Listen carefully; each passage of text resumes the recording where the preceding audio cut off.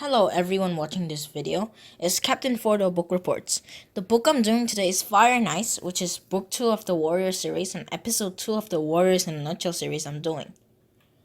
Right, we'll begin straight away. The book begins with WindClan sheltering under a two-leg bridge. WindClan was kicked out of their territory by ShadowClan in my last video.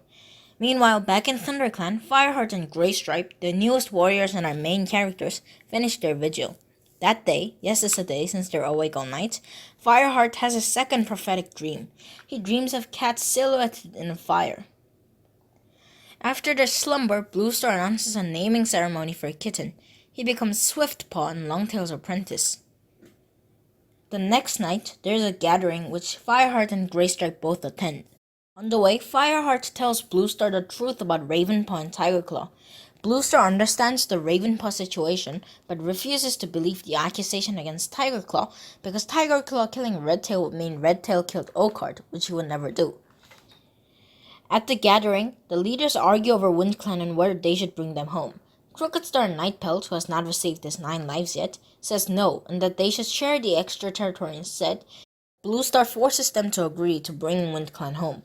However, after the gathering, there's a shift in the alliance, and Crooked Star and Nightpelt forms an unspoken bond against Bluestar and ThunderClan.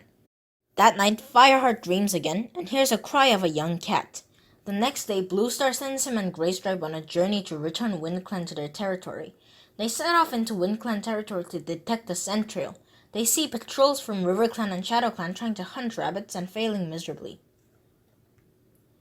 Fireheart and Greystripe follows a faint scent trail all the way to the Thunderpath, where they find WindClan under it instead of on it, across it, or in it. Yeah, they sure got big brain. Fireheart and Greystripe manages to convince WindClan to come home. During the journey home, Fireheart befriends One Whisker, a young warrior, and Morningflower and Gorsekit, Queen and Kit. On the way, they stop on Barley's farm, and Greystripe and Fireheart have a pleasant conversation with Ravenpaw about conspiracy theories, him faking his death. The next morning, before they set off, Barkface the WindClan medicine cat utters a prophecy about unnecessary death that day. The WindClan cats arrive at their home, and they give the ThunderClan cats an escort to accompany them home. They decide to take a shortcut through the Gorge and RiverClan territory. What could go wrong? And then they're attacked by RiverClan cats. A ThunderClan patrol led by Tigerclaw comes to help them, and during the fighting, a cat called Whiteclaw falls to his death while fighting Greystripe, fulfilling the prophecy. So after jeopardizing the peace in the forest by killing a member of RiverClan in their own territory, the patrol returns to ThunderClan. Tigerclaw tells Bluestar what happened. Bluestar decides they need to train more warriors since they just antagonized RiverClan, and gives apprentices to Fireheart and Greystripe. Fireheart gets a she-cat called Cinderpaw, and Greystripe gets Brackenpaw. The next day, as Greystripe slowly begins to get hysteric about the death of Whiteclaw, Fireheart takes Cinderpaw to walk around the territory to show her the clan borders and various landmarks. During the walk, they run into a kitty pet. Cinderpaw tries to claw her, but Fireheart sees that she's pregnant and deliberately steps on a twig to scare her away. That night, Fireheart realizes that the she-cat was his sister from his kitty pet times. When morning arrives, Fireheart goes to visit her in Two-Leg Place. He talks with his sister, whose name is Princess, about the clans, and she talks about her litter. Fireheart kills a wood pigeon for a cover-up story about his visit to the Two-Leg Place. The next day, Greystripe and Fireheart decides to take their apprentices hunting by the Sunning Rocks. When Greystripe tries to catch a waterfall in the frozen river, the ice cracks and Greystripe falls through. Luckily, Greystripe is rescued by a RiverClan she-cat named Silverstream, who just happens to be Crooked Star's daughter.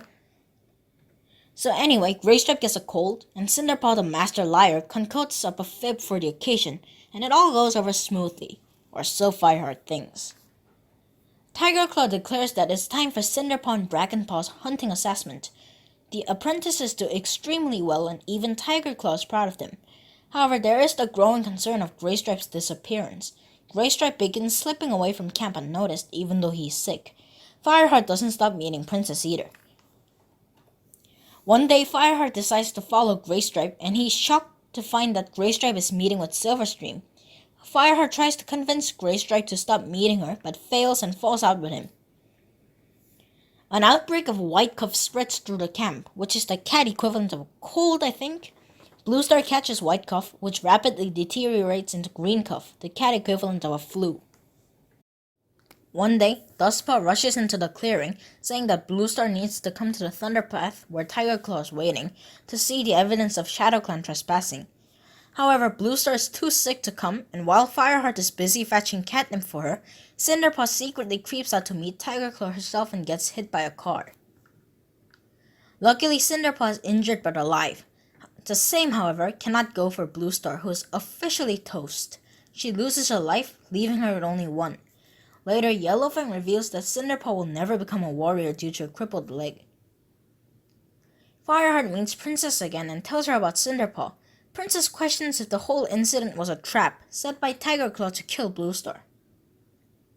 Fireheart and Sandpaw does a patrol together, and Fireheart feels Sandpaw finally warm up to him. Sandpaw sees that the river is frozen and says that the clan can now cross it to attack RiverClan for taking prey. When a clan meeting is called to discuss the invasion, Graystripe points out that the river is almost thawing and so they should not attack.